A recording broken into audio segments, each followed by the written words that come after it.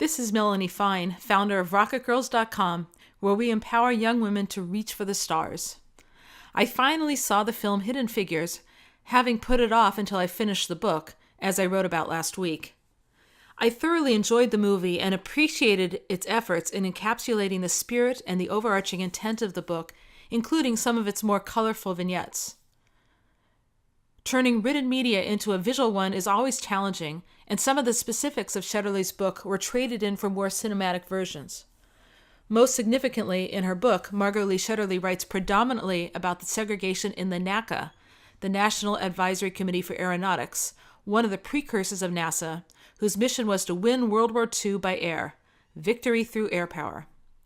When NASA took over the NACA, it eliminated the institutional segregation of West computing.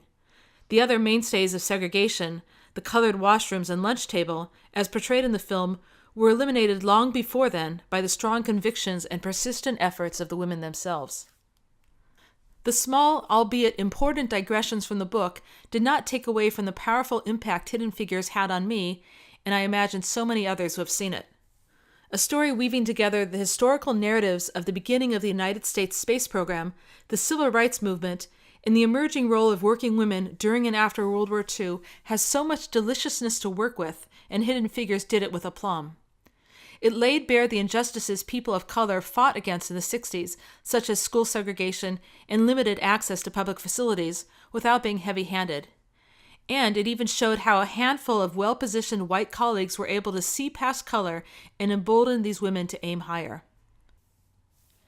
At a time when fewer women pursued college degrees, let alone higher degrees in math and science, when a woman's place was either at home raising her children or in the workplace as a secretary, sales associate, or teacher, these black women defied norms to become NASA mathematicians, computer programmers, and engineers. How did they do it? Part of it was luck.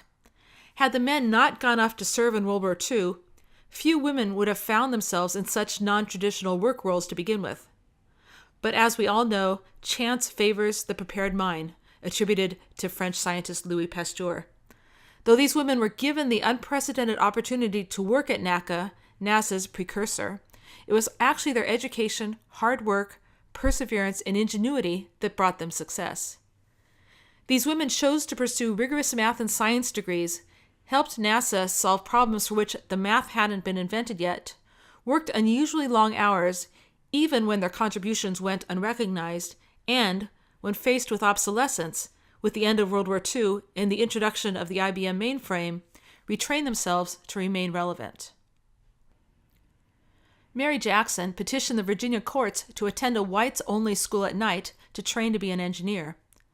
Dorothy Vaughan taught herself and the other West computers the computer language Fortran, as computer mainframes were replacing calculations by hand.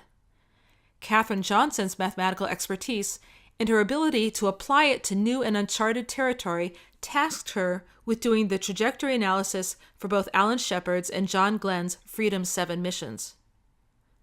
Today, in an era punctuated by hashtags, 140-character attention spans, and an internet swelling with digestible misinformation, it's difficult to imagine a time when people would choose to do things that weren't easy and came with no guarantee of success. And yet, these brilliant black women answered John F. Kennedy's clarion call for the hard work necessary to take us to the moon and back. We choose to go to the moon. We choose to go to the moon in this decade and do the other things, not because they are easy, but because they are hard.